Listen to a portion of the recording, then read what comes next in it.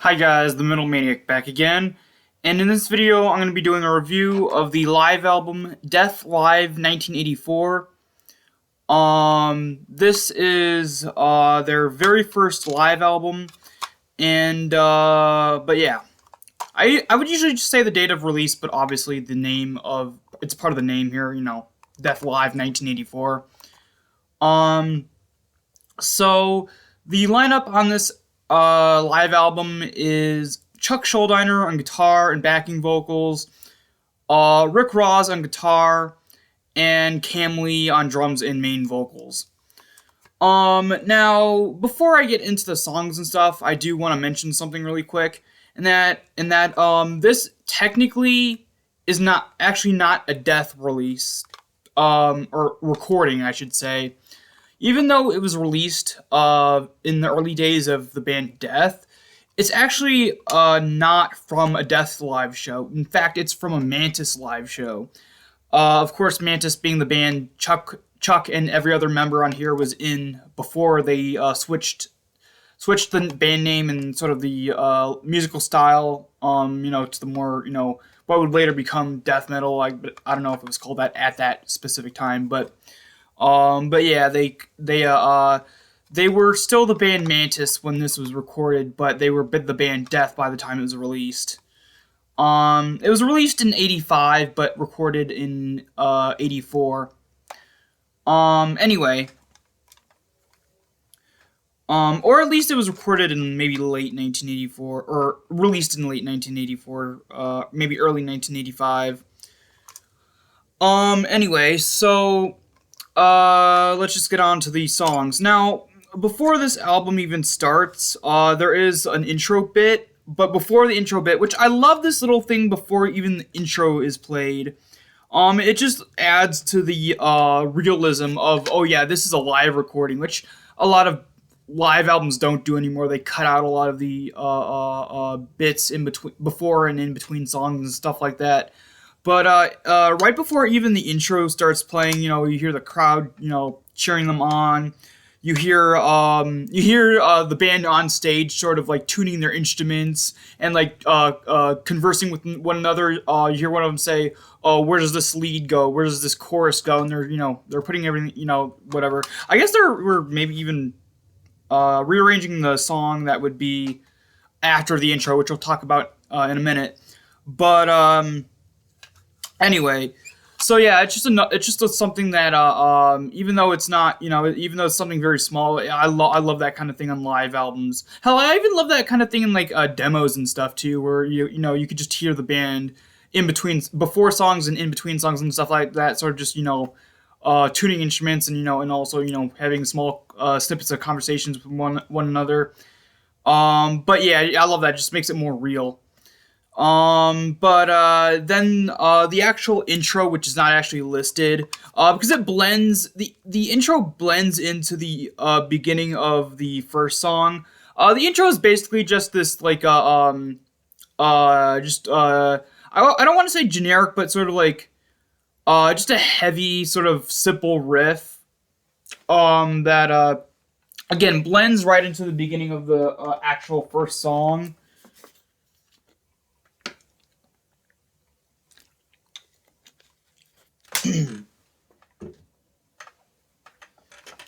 And the first song is actually the title track of the band Mantis, of course, the song Mantis. But yeah, this is a really cool version. I'm very much used to the version from their 1984 rehearsal recordings. This version is definitely a lot more, even like that song is probably the fastest Mantis song, but this live version they play even faster, and it's even more aggressive than even any of the other versions before it. Whether it be the Death by Metal demo or again rehearsal recordings, it's a lot faster, it's a lot more aggressive. Although it is definitely shorter, and like the ending of the song is slightly different, just structure wise, than on again any previous version.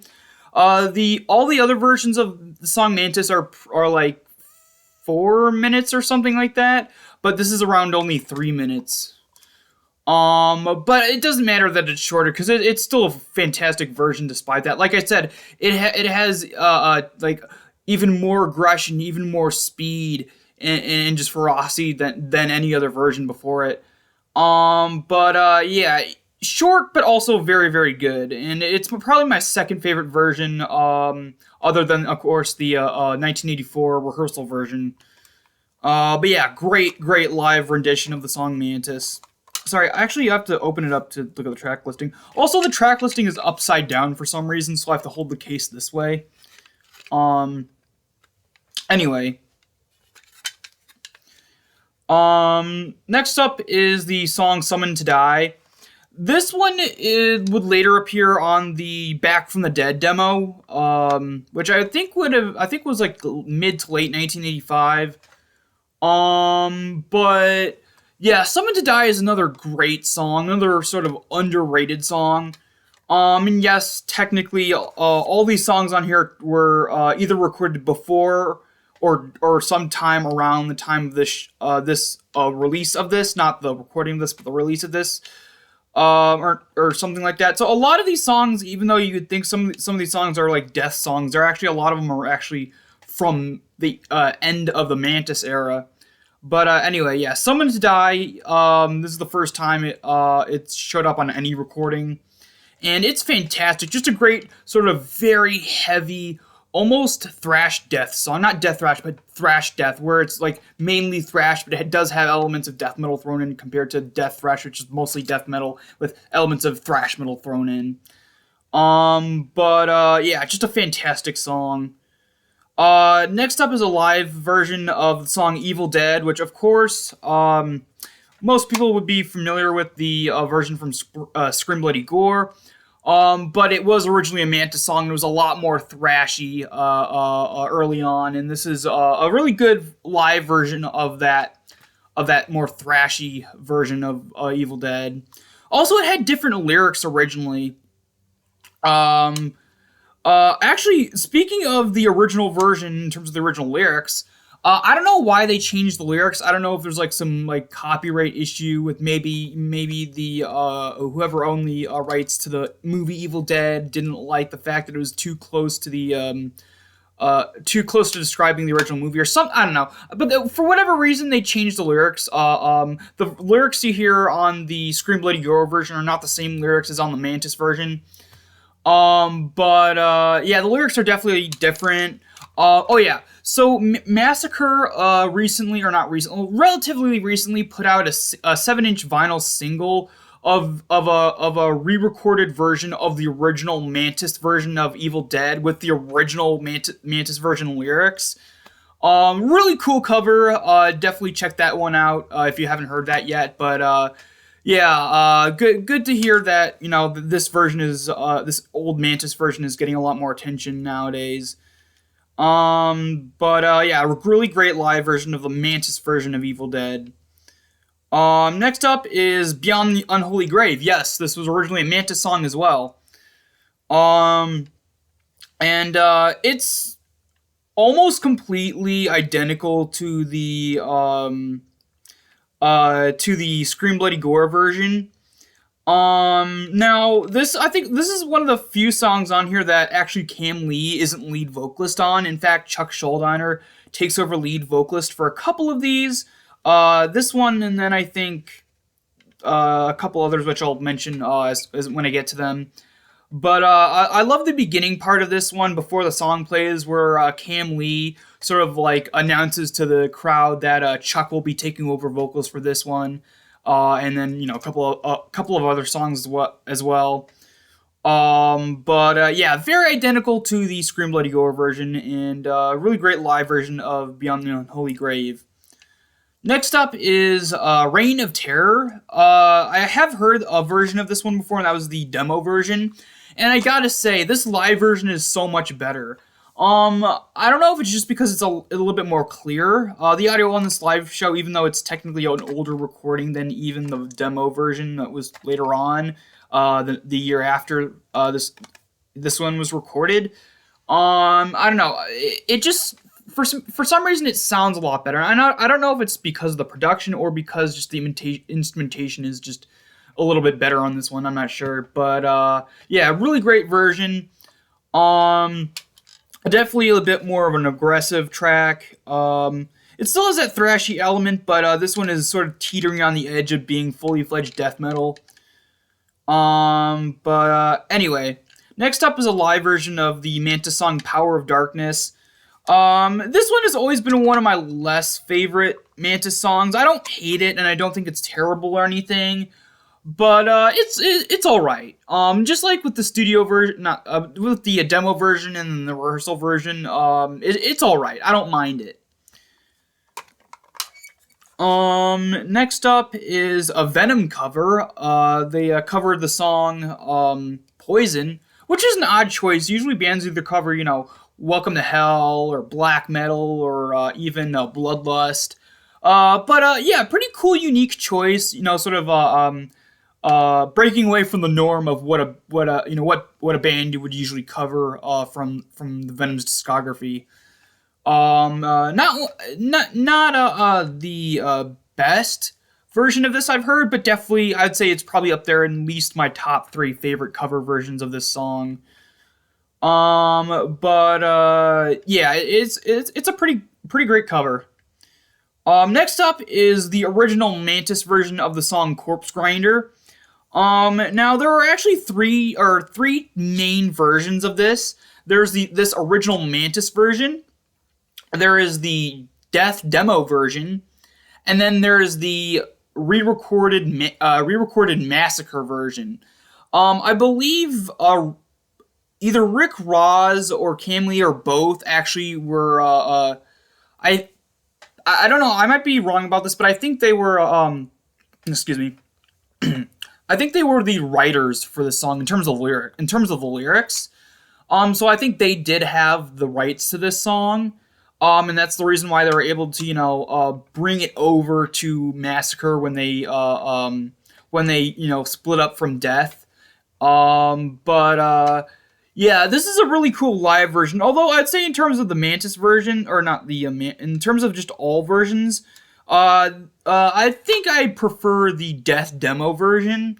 The most, even though I like the other 2 versions, but yeah, still a very great live version, but I do prefer the Death demo version a bit more. It just has a better overall sort of feel to it. But yeah, also I don't think this version actually has that sort of whammy bar kind of opening to it that the demo version does. Rick Ross is a really cool sort of whammy bar kind of thing at the beginning of the demo version that he doesn't do on this live version. But yeah, still a great live version. Next up is a live version of the Mantis song Legion of Doom. Another fantastic version. I love every single version of Legion of Doom. The Mantis version, the Death version, the live Mantis version, the live Death version, the demo Death version, the demo Mantis version. Even any of the covers that bands do of this song are always fantastic. It's just one of those songs that no matter what version it is or what band covers it always turns out great because it's just such a fantastic song. It's so good that any version of it I love. But yeah, it's a fantastic live version. Also, fun fact, the main riff and drum beat or whatever you call it was actually reused in the Death song Spiritual Healing in the middle section when everything slows down. Yeah, I love how they reused the that main riff from this song in a later Death song. But yeah, Legion of Doom, fantastic. Next up is actually probably my least favorite Mantis song of all time, and that's Zombie, which is not a precursor to Zombie Ritual. It's a completely different song. I just found this one, every version, to be kind of dull and forgettable. It's just it feels like there wasn't really much inspiration on this song. Like, it feels like they just made a song to make a song instead of make a song to have actually any, reasoning behind them making it. They just did it to do it. But yeah. Next up is the song Witch of Hell. This one is probably one of the heaviest songs from this early era. This Mantis era / early Death era. It just has a great heavy and evil main riff that has also with a really cool solo as well. And a really simple but great memorable chorus of Cam Lee just shouting "Witch of Hell" in just an absolutely like crazed voice. But yeah, another fantastic song. Next up is the song Slaughterhouse. Slaughterhouse is another great one. Another very heavy song. Another great heavy evil riff, and it pairs very well with Witch of Hell. And I find that any live show during the early time, during Mantis and very early Death era, they always pair these songs back to back, and it works phenomenally well because they just fit so well together because they're so similar that I don't think them doing one and then later on doing another in the set list works very well. They just work very well as of a song that they could connect them like that. Just one after the other. But yeah, Slaughterhouse is another fantastic song. And then the last song on here, Death by Metal. One of the best Mantis songs. And in terms of every version, I think my favorite version would probably actually be the Death version from the Death version of Death by Metal, the demo. Even though I like all versions, the Death version of the Death by Metal version of the song Death by Metal is probably my particular favorite.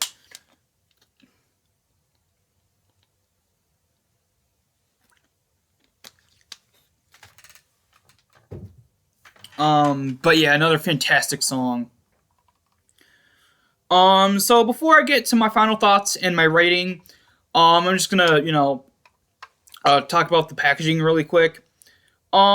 Just like with a lot of early live recordings from this era of, death metal and thrash metal, it's pretty much just, it's a black and white sketch, on a white background. Of course, this has been photocopied to hell and back. Considering the fact that they probably had a lot of these out there. But I've noticed that the more a band puts out of a demo, the both the audio and overall visual quality of their covers, because they have to photocopy it a ton of times. In terms of the visual aspect, the covers, that the more they copy, the later copies aren't as good quality as the early ones. But I think this is an earlier one because both the audio is super clear. And yeah, sure, it's still raw audio. It's an old death metal demo, but I mean, in terms of that style of production, it's quite clear, pretty much. And again, the actual, it's not the actual cover here is not, or artwork is not all fuzzed out, which again a lot of later versions are not versions, but but yeah, so this has to be probably an earlier release in how many ever they made, how many ever copies they made. But yeah, it's a very simple cover. It's literally just the Death logo with the live 1984 on the bottom there. My favorite version of the Death logo, by the way. I've never liked the more stripped down versions that they have on later Death releases, but the original that was on the early Death demos and then the first couple of full-length albums will always be my favorite version of the logo. On the back here, it's the Death logo again, as well as again the title, and then of course the place of recording.